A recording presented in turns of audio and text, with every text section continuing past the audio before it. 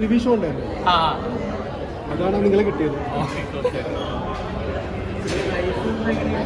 Super അല്ലേ life?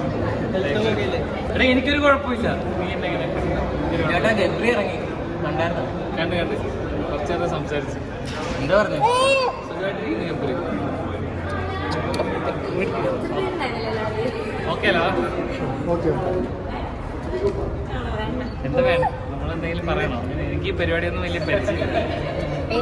ഇവരൊക്കെ എനിക്ക് അറിയാം. അതാണ് നിന്റെ ഫ്രണ്ട്സാ വീട്ടില്? അങ്ങനെയല്ല.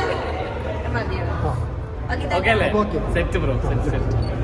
വർഷങ്ങൾക്ക് ശേഷം കാണാൻ വന്ന വർഷങ്ങൾക്ക് ശേഷം എൻട്രി അധികമല്ലേ? ഇതുവഴിയല്ലേ?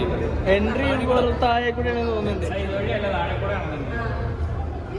ടിക്കറ്റ് അപ്പോൾ അവിടുന്ന് ഓൺലൈൻ എടുത്ത് ഇത് പക്ഷേ പോകാൻ പറ്റില്ലേ? ആണല്ലേ?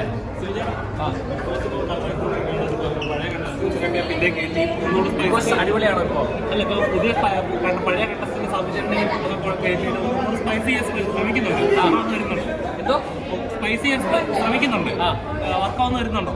എനിക്കറിയില്ല. ഞാൻ നിങ്ങളല്ലേ കണ്ട അഭിപ്രായം പറയണ്ട. നിങ്ങൾക്ക് തോന്നുന്നുണ്ടോ? തോന്നുന്നുണ്ടോ?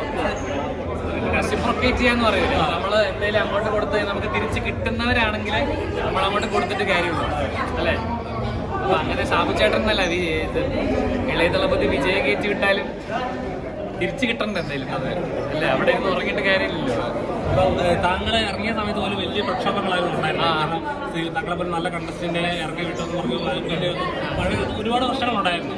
ശരിക്കും പറഞ്ഞാൽ ബിഗ് ബോസ് ചെയ്തത് അന്യായം തോന്നുന്നു. പറയുന്ന ബ്രോ, നിങ്ങൾ പറഞ്ഞു.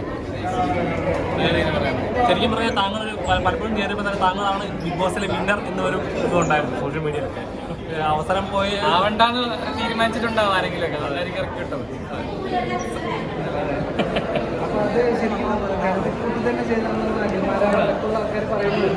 ആയിരിക്കാം, എനിക്കറിയില്ല ബ്രോ.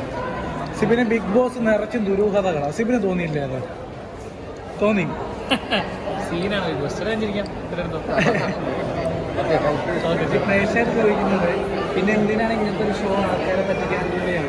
ആൾക്കാരെ പറ്റിക്കാൻ വേണ്ടിയിട്ട് അവർ മനഃപൂർവ്വം ചെയ്യുന്നതല്ല. നമുക്ക് പല കാര്യങ്ങളും മനസ്സിലാവാണ്ട് പോകണേ. അത്രേ ഉള്ളൂ, വേറൊന്നുമല്ല. ഇപ്പോൾ പണ്ടായിരുന്നപ്പോൾ ഈ സിനിമയിൽ CG ഒക്കെ ചെയ്യുന്ന അറിയില്ലായിരുന്നല്ലോ. ഗ്രാഫിക്സ് ആണെന്ന് നമുക്ക് അറിയില്ലായിരുന്നു. ഇപ്പോഴല്ലേ മനസ്സിലായത്. അതുപോലെ ബിഗ് ബോസ് എന്താണെന്ന് നമുക്ക് മനസ്സിലാവും. ഈ സീസൺ ഒന്ന് കഴിഞ്ഞോട്ടെ. അപ്പൊ ഇതിന്റെ ദുരൂഹതകൾ സിബിൻ ഒരു ദിവസം പുറത്തു കൊണ്ടുവരും. ഞാൻ പറയും സീസൺ കഴിഞ്ഞോട്ടെ. 100ാമത്തെ ദിവസം 100ാമത്തെ ദിവസം ഞാൻ വർത്താനം പറയും.